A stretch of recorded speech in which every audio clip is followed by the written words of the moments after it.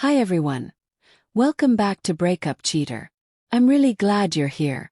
Today, I've got a story to share that's deeply personal. One that still echoes in my memory, even now. So get comfortable and listen closely. Because what I'm about to tell you changed the way I see love forever. My name is Vincent.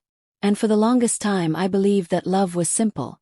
If two people cared about each other and trusted each other, everything else would fall into place. But what I've come to learn is that without trust, love isn't love at all. It's a beautiful illusion, a well-decorated lie. And that's exactly what happened to me. I was engaged to a woman named Casey. We had been together for years, built routines, made memories, shared plans. At one point I thought she was my forever. But that version of our story unraveled the night I found out she was still seeing someone else behind my back. Not just a text or a casual meetup. Actual dates. With another man. And once I uncovered the truth, something in me cracked. Something permanent. What followed was a chain of moments I'll never forget. Let me take you back to the beginning. I met Casey at a friend's housewarming party. It started with small talk, polite laughter, harmless questions. But something clicked. One moment we were talking about music, and the next we were deep into life stories, sitting on the patio while the party buzzed behind us. By the end of the night, I knew I wanted to see her again. And she felt the same. At first, our connection was light and casual. Coffee dates here and there, quick lunches when our schedules allowed. But slowly things shifted. Those occasional meetups turned into long dinners, late-night phone calls, and spontaneous weekend plans. Without really saying it, we were becoming something more. Something solid. We dated for over 3 years. No drama. No breakups. Just a quiet, steady kind of love. Casey started spending weekends at my place. Usually from Friday night until late Sunday. It became our rhythm. She never moved in permanently, but that didn't matter to me. We had our space. Our time. Our little routines. One of the things I loved most about Casey was her honesty, or what I thought was honesty. From the beginning, she told me everything. Past relationships, difficult family dynamics, childhood scars.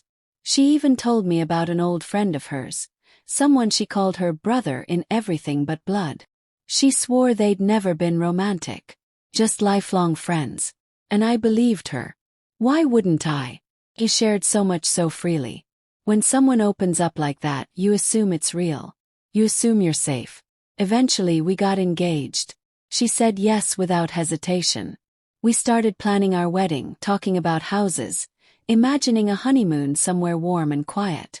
I was all in, emotionally, financially, spiritually. I was ready to build the rest of my life with her. But what I didn't realize is that love can be rehearsed. Loyalty can be faked.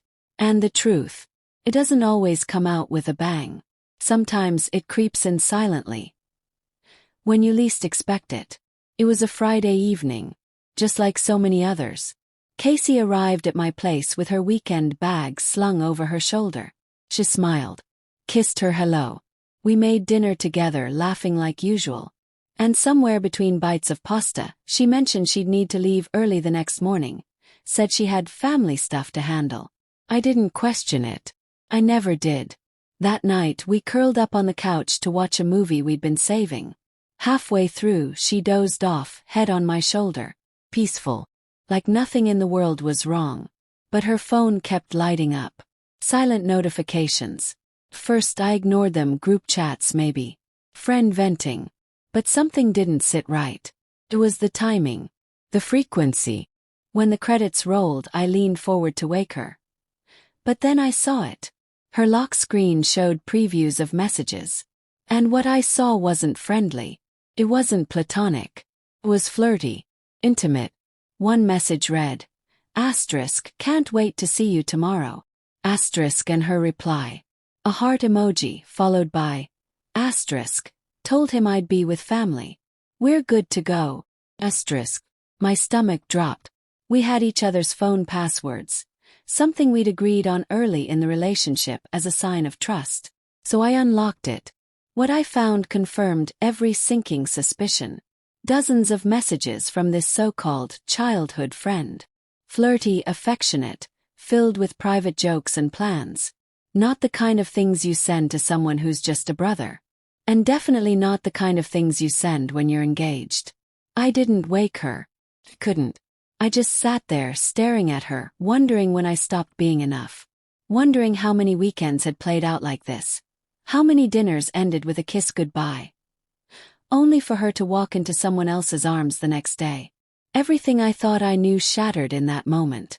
But the most painful part, I still loved her, even as the betrayal burned inside me. And the next morning is when everything changed.